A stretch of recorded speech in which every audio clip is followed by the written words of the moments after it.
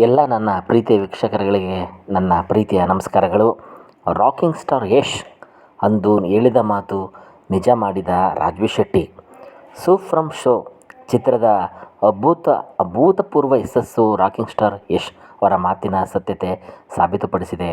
ಯಶ್ ಅವರು ಒಳ್ಳೆಯ ಕಥಾವಸ್ತುವಿನ ಚಿತ್ರಗಳನ್ನು ಯಶಸ್ವಿಯಾಗುತ್ತದೆ ಎಂದು ಹೇಳಿದ್ದರು. ಸೂ ಫ್ರಮ್ ಶೋ ಚಿತ್ರದ ಯಶಸ್ಸು ಪ್ರಚಾರಕ್ಕಿಂತ ಉತ್ತಮ ಕಥೆ ಮತ್ತು ನಿರೂಪಣೆ ಮುಖ್ಯ ಎಂಬುದನ್ನು ತೋರಿಸಿದೆ.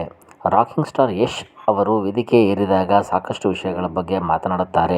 ಇದರಲ್ಲಿ ಬಹುತೇಕವು ಅವರ ಅನುಭವದ ಮಾತು, ಇಂಡಸ್ಟ್ರಿಯ ಏಳ್ಗೆ ಬಗೆಗಿನ ಮಾತುಗಳೇ ಆಗಿರುತ್ತವೆ. 2025ರಲ್ಲಿ ರಿಲೀಸ್ ಆದ ಯೋಗರಾಜ್ ಭಟ್ ನಿರ್ದೇಶನದ ಮನದ ಕಡಲು ಸಿನಿಮಾದ ಈವೆಂಟ್ಗೆ ಯಶ್ ಅತಿಥಿಯಾಗಿ ತೆರಳಿದ್ದರು. ಈ ವೇದಿಕೆಯ ವೇಳೆ ಯಶ್ ಒಂದು ಮಾತನ್ನು ಹೇಳಿದರು.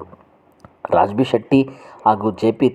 ತುಮಿನಾಡ ಸೂ ಫ್ರಮ್ ಶೋ ಚಿತ್ರದ ಮೂಲಕ ಇದನ್ನು ನಿಜ ಎಂದು ತೋರಿಸಿದ್ದಾರೆ. ಸೂ from show success Raj B Shetty ಮೊದಲಾದವರು ನಿರ್ಮಿಸಿದ ಜೆ.ಪಿ. ತುಮಿನಾಡು ನಿರ್ದೇಶನದ ಸೂ ಫ್ರಮ್ ಶೋ ಸಿನಿಮಾ ಅಭೂತಪೂರ್ವ ಯಶಸ್ಸು ಕಂಡಿದೆ. ಈ ಚಿತ್ರವನ್ನು ಜನರು ಮುಗಿಬಿದ್ದು ವೀಕ್ಷಿಸುತ್ತಿದ್ದಾರೆ.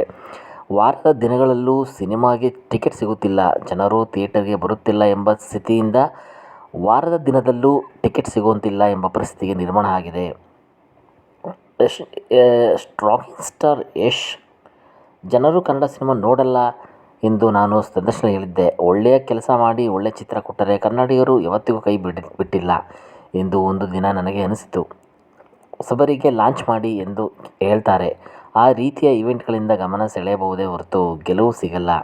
ಅದು ಸಿಗೋದು ನಮ್ಮ ಕೆಲಸದಿಂದ ಮಾತ್ರ ಎಂದಿದ್ದಾರೆ ಯಶ್.